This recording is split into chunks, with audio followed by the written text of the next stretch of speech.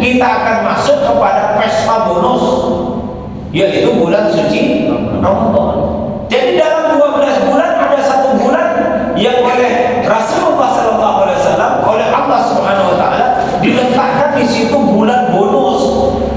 Maka mari kita manfaatkan sebaik-baiknya bulan Ramadan ini untuk menumpuk deposito persiapan hidup nanti di alam kubur yang jangka waktunya jauh lebih panjang dibandingkan dengan jangka waktu hidup kita di dunia ini. Nah ini Ramadan ini besok. Sehingga Bapak Ibu sekalian yang dimuliakan Allah SWT, jangan sampai seperti yang diperingatkan oleh Rasulullah, kam min shaimin laisa lahu min siyamihi illa al-ju'a wal 'atasa.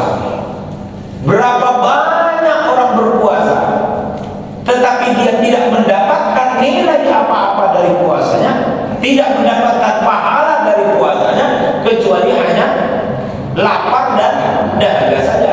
Ini banyak yang begini, sehingga walaupun dia berpuasa, bercapek-capek berpuasa, keluar dari bulan suci Ramadan, kehidupannya tidak meningkat, melarat dia tetap melarat,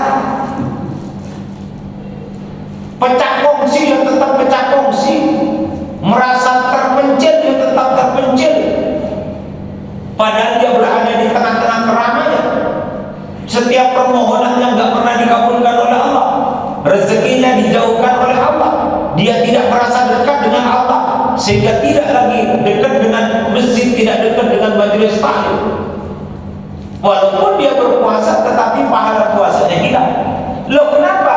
Rasulullah SAW di dalam sabdanya mengatakan, kenapa kebanyakan orang yang berpuasa itu pahalanya hilang? Setidaknya kata Rasulullah, karena 5 sebab. Khamsun yuftirunna shaimu. Ada 5 sebab kenapa orang berpuasa itu pahalanya hilang. Ternyata yang pertama itu Bapak Ibu sekalian adalah al-ghibatu, merumpi. Orang punya kebencian pada orang lain, itu al-ghibah. Sehingga orang yang punya kebencian pada orang lain itu tidak menginginkan orang lain itu mendapatkan kebaikan, itu ghibah. Sehingga khusus untuk ibu-ibu, tolong dikirimkan maklumat lewat WA. Selama bulan suci Ramadan, ngerumpi libur, nanti akan dibuka kembali. Dibuka kembali apa enggak? Loh karena kalau ngerumpi, ngomongin orang pahala puasanya batal. Lah ya mau silakan tinggal dipilih saja. Mau dapat pahala puasa yang penuh dengan keberkahan, pahala yang mengandung bonus, ataukah mau dibuat puasa kita ini pahalanya sirna? Iya, kita udah berpuasa, udah gak makan, gak minum, udah hubungan suami istri, tapi kering pahalanya gak ada karena kita merumpi, ngomongin orang. Yang kedua Bapak Ibu sekalian, ternyata adalah an-namimah, mengadu domba, menyebarkan berita bohong, menimbulkan kekisruhan. Maka tidak usah ikut-ikutan. Kalau di luar sana ramai-ramai turun ke jalan Indonesia gelap, tidak usah ikut-ikutan. Tidak ngerti kita apa maksudnya Indonesia gelap. Kalau gelap makna dohir, faktanya PLN masih nyala lampunya, nggak tahu apa harus. Maka tidak usah ikut-ikutan. Jangan sampai kita ikut-ikutan jatuh kepada perkara apa? Mengadu domba atau nabi.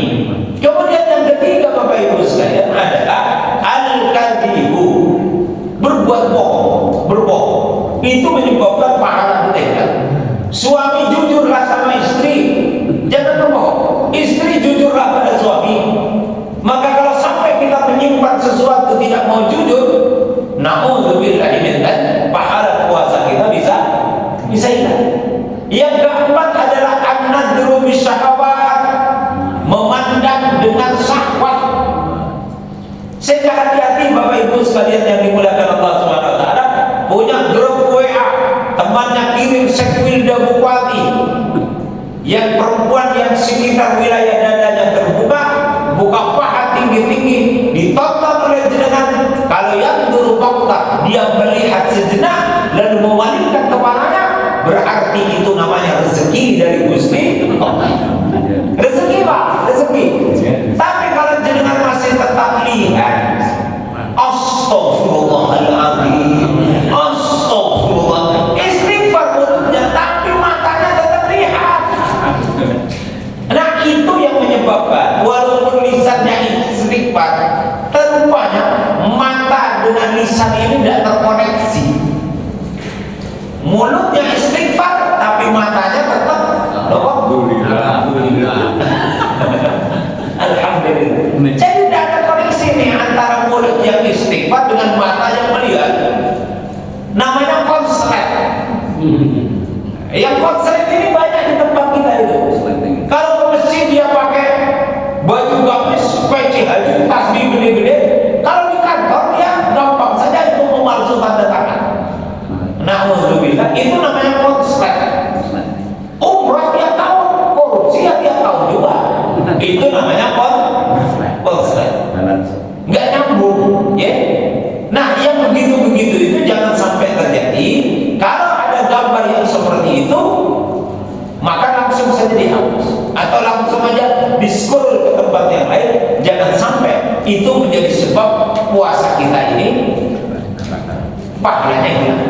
Dan yang kelima yang terakhir adalah al-yaminul kadhib, janji palsu atau persaksian palsu.